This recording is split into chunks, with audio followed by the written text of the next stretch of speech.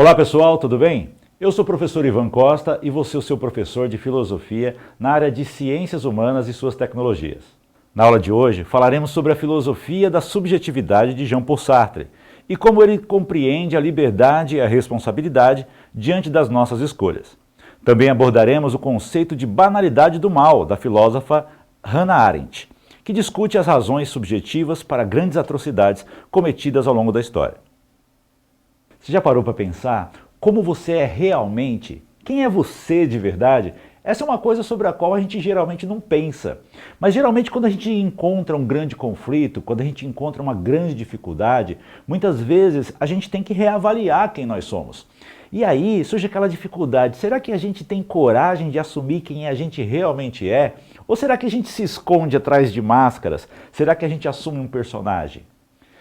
Então, a primeira coisa que a gente precisa fazer é se perguntar quem nós realmente somos e quem realmente a gente é capaz de se tornar para enfrentar esses desafios que a vida coloca para a gente. Na Idade Moderna, durante muito tempo, as pessoas sempre se escondiam atrás de um sistema, atrás de uma religião, atrás de um sistema moral. Então, muitas vezes, aquele sistema que envolvia a pessoa, seja a sociedade, seja a economia, seja a política, fazia com que as pessoas se sentissem à vontade. Elas podiam se definir pela maneira como a sociedade rotulava elas.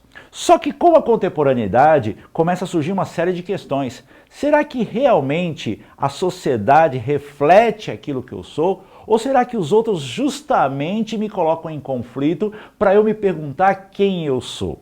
Para Sartre, somos condenados à liberdade. Isso é, condenados a escolher aquilo que queremos fazer de nós. A escolha pela não escolha já é uma escolha. Somos responsáveis por tudo aquilo que fazemos. Não temos para onde fugir, nem a quem recorrer. Sozinhos, vivemos a angústia de sermos livres. A angústia é a condição da liberdade. Nos tornamos conscientes da responsabilidade que nos cabe e obrigados a assumir todas as consequências de nossas escolhas. Nesse quadro de Edvard Munch, a gente pode perceber a angústia, a solidão e até o desespero desse personagem. Conta a história que o pintor estava andando por uma ponte, acompanhado de dois amigos. E num determinado momento ele sentiu uma grande tristeza, uma grande solidão, uma grande angústia. E aí ele se inspirou para pintar esse quadro, que se tornou um grande símbolo das dificuldades que nós vivemos hoje em dia, principalmente nessa época em que nós estamos, em que o ser humano constantemente ele é forçado a se perguntar quem ele é e como ele vai lidar com essa liberdade, com toda essa responsabilidade de assumir a sua própria identidade diante de um mundo que te questiona o tempo todo. Fernando Pessoa, no poema Tabacaria, escreve: Não sou nada, nunca serei nada. Não posso querer ser nada. A parte isso, tenho em mim todos os sonhos do mundo. Minha liberdade faz do nada a possibilidade de ser alguém, e nessa possibilidade sou responsável pela humanidade inteira, visto que minhas escolhas me constituem em relação com os outros. Daí a compreensão de Sartre, da subjetividade como intersubjetividade. Mas, e se eu não quiser? Fernando Pessoa é um grande poeta da literatura portuguesa que constantemente traz problemas existenciais para os seus poemas e faz a gente se questionar quem nós somos. E constantemente essa questão da liberdade, da responsabilidade, que são muito comuns na filosofia de Sartre, aparecem nos seus poemas. Ele faz você se perguntar como é a situação de um indivíduo que se vê sozinho no mundo, condenado a ser livre, como dizia Sartre. Condenado a dar respostas ao mundo constantemente em um mundo que não te dá uma receita de como você deve ser. A má-fé, para Sartre, seria você disfarçar as suas escolhas, disfarçar a sua angústia, disfarçar justamente esse papel que você tem que assumir diante das suas responsabilidades no mundo. Então, muitas vezes as pessoas, diante das dificuldades que aparecem, elas preferem muitas vezes não agir com autenticidade. Isso faz com que as pessoas adiem constantemente suas escolhas e causem até mais problemas para elas e para as pessoas que estão à sua volta. Essa música mostra um pouco a dificuldade das pessoas se relacionarem e como muitas vezes diante do outro você percebe a sua pior face e que muitas vezes é melhor você viver sozinho e entender a si mesmo conviver com si mesmo do que ter que constantemente estar diante do outro, revelando sua pior parte muitas vezes, aquela parte mais desagradável de você. Então muitas vezes você gosta de outra pessoa, mas você percebe que junto com ela ou estando com ela as coisas não estão bem e que muitas vezes é melhor você estar só. E aí, na música ele dá a opção para outra pessoa, olha, se quiser voltar, ok, mas se também você quiser ficar longe, eu vou conviver comigo mesmo e eu vou ser feliz sozinho.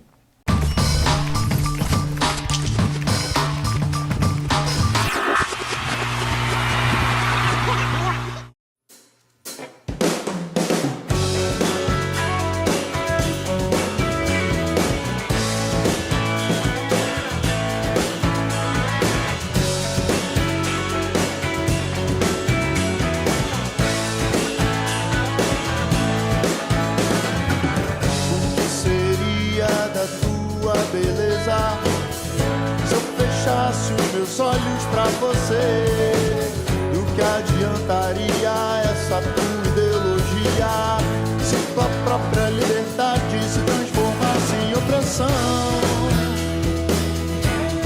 Escute meu silêncio. A filosofia de Jean-Paul Sartre influenciou muitas pessoas, inclusive a filósofa Hannah Arendt.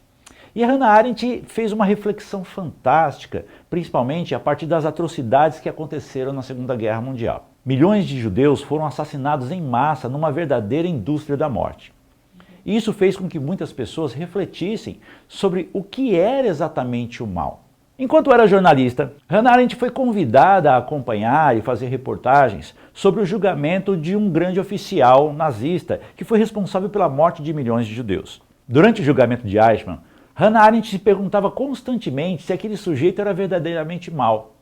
Porque constantemente ele dizia assim, olha, eu só cumpri ordens, eu só fiz o que eu era pago para fazer, eu só assumi a responsabilidade do meu cargo e obedeci aos meus superiores.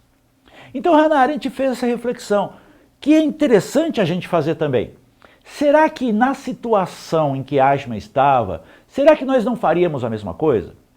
Será que se você fosse um oficial daquela época, uma pessoa comum, não um demônio, não um gênio maligno, uma pessoa comum, uma pessoa que vai ao seu trabalho todos os dias de manhã, uma pessoa que bate cartão, uma pessoa que assume a responsabilidade do seu cargo e obedece ao seu patrão. Será que se você estivesse com o emprego do Eichmann, você teria se rebelado ou você faria o trabalho que você faz todos os dias? Com isso, Hannah Arendt causou uma grande polêmica. Porque para as pessoas é muito mais fácil acreditar que o mal é cometido por pessoas más e que pessoas boas jamais fariam o mal. Isso faz a gente se perguntar sobre o seguinte, e se o sistema em que a gente vive for levando a gente de maneira muito sutil a cometer pequenos atos todos os dias que causam grandes males? Eu vou deixar no Saiba Mais um trecho desse vídeo do julgamento de Eichmann para que vocês possam assistir e tirar suas próprias conclusões. Até aí você pode dizer, é apenas teoria. Mas um psicólogo chamado Stanley Milgram, em 1961, começou uma série de experimentos que iria fazer as pessoas repensarem esse assunto. Milgram simulou uma espécie de experimento de aprendizagem, mas sempre que as pessoas errassem as perguntas, elas receberiam choques. Não choques de verdade, seriam choques simulados. E essas pessoas, que teoricamente estariam respondendo às perguntas, eram na verdade atores que fingiam sentir dor. Até aí, nenhum problema. O grande problema era que quem apertava os botões para que essas pessoas sentissem os choques, que eram de mentira, eram pessoas comuns, que eram recrutadas para sentar na frente da mesa de controle e apertar os botões. Então, basicamente, a pessoa sentava-se ali, sem saber nada da armação, e era orientada da seguinte maneira, olha, sempre que a pessoa do outro lado responder errado a pergunta, você deve apertar o botão referente à voltagem específica e ir progredindo até que se torne insuportável. Acontece que quanto mais os choques progrediam e quanto mais a pessoa gritava do outro lado, essa pessoa que não sabia de nada e que apertava os botões, ficava aterrorizada e se perguntava, será que eu tenho que realmente fazer isso? E constantemente o superior, a pessoa que orientava ali as pesquisas, dizia, não, isso é importante, é muito importante que você faça isso. E adivinha? A maior parte das pessoas obedecia, mesmo sabendo que estava causando uma dor horrível a outra pessoa, que não era de verdade, mas até então ela não sabia. O que esse experimento nos mostrou? Ele mostrou que a maioria de nós, embora a gente não goste dessa ideia, nós estamos propensos a seguir um sistema que nos leva muitas vezes a fazer coisas ruins, mesmo que a gente não pense sobre isso. Bom, pessoal, chegamos ao final dessa aula e vou deixar para vocês alguns links lá no Saiba Mais para que você possa aprofundar sua reflexão. E para encerrar hoje, deixa essa frase do Jean Paul Sartre na tirinha da Mafalda. Já dizia Sartre, o inferno são os outros.